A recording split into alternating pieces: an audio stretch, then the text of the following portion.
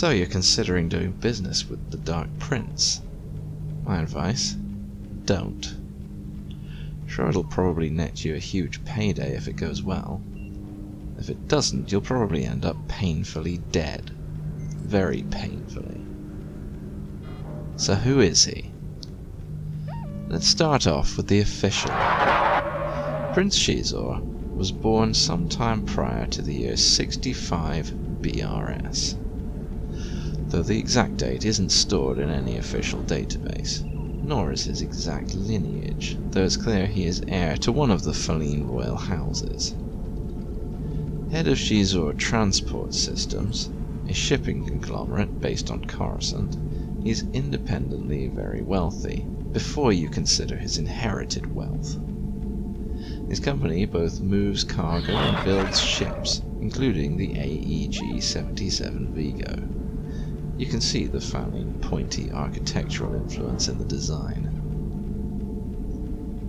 Not much is publicly known about him. He's a very private individual, though he does have a string of lovers of various species. He mostly runs his companies through intermediaries, so you're not likely to deal with him directly. That's not particularly unusual given the size of his operations. He spends his time living a life of opulence, a rich and powerful business magnate with very expensive tastes. But that's not what you came to me for, is it? You want to know why there's whispers in Merc cantinas about the Falleen Prince. Ever heard of the Black Sun? Of course you have. Crime Syndicate has its claws in basically every sector of the galaxy, taking its cut of every criminal enterprise going. It's not clear how Xizor first got involved with Black Sun, though he probably used his wealth to start in a good position. The heir of House Xizran, we'll get to why that's not public knowledge in a bit. His father, King Haxim, ruled a significant area on his homeworld. Xizor, though, felt his talents and ambitions were far too great for just their one world, spending much of his time traveling or on Coruscant, the galactic capital. Xizor rose quickly through the ranks, making deals, disposing of rivals, and making a name for himself within the Syndicate as a ruthless operative and leader. By the time of the Clone Wars, he was already well established both in the legitimate business world and the criminal underworld. He held a lofty position as a Black Sun lieutenant, but that was nowhere near enough.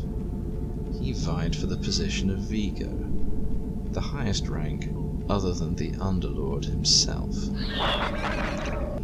When the war ended and the Empire rose to take the place of the Republic, he had his chance. The then Underlord Dal Perry was in search of a new Vigo, and Xizor was there to move on it, competing with a Nadiji assassin named Caird. The two sparred verbally and with various schemes, both trying to gain the Underlord's favor. Caird thought he had a great plan: frame Xizor for making trouble with business associates. The plan was, he'd trick the Falleen into buying a hypergem, stolen from a corporate sector executive, so it'd look like he'd stolen it, thus pissing off an important contact and costing the Syndicate money. Unfortunately for Caird, Xizor bought it, then took it straight to the Underlord to prove his rival was not worthy. It's not clear what happened to Caird. The last time anyone saw him was in the Coruscant industrial districts, right before the whole area got destroyed in a nuclear explosion. Xizor was seen leaving the area just before, so you draw your own conclusions. Xizor got the Vigo position, quickly consolidating his power, disposing of anyone who didn't fall in line. He leveraged his commercial dealings to easily evade barriers for his more illicit ventures, using his vast network of cargo shipping and shipyards to easily distribute his products and services to the underbelly of the galaxy. galaxy. No one's quite sure how he did it, but within a few years the Underlord himself went missing. It didn't happen with a bang, but a whisper. Someone would call for Perry and get Xizor instead. It wasn't long, sometime around the year 28 resync calendar, before he was officially declared Underlord, already being the Vigo with the most sway.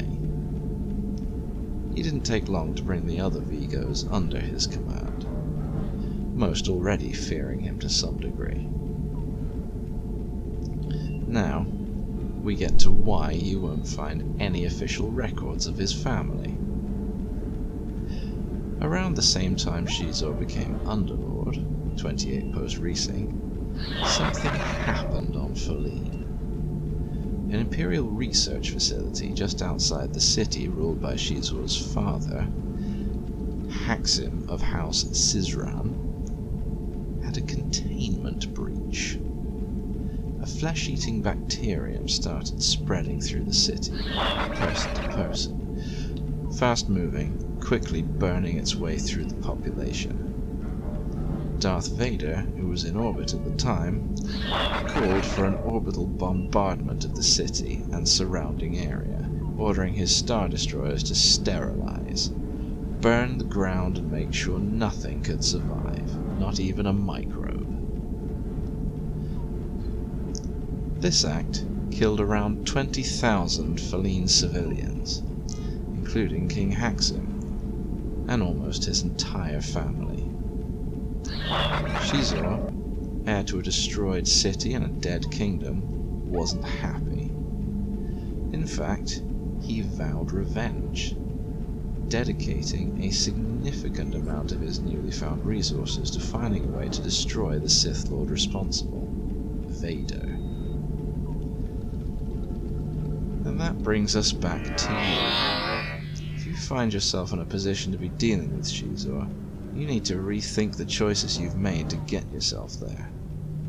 He'll chew you up and spit you out, squeeze you for any use he can get out of you, and make you disappear, painfully if you cross him. Or he thinks you did, or he just doesn't like you.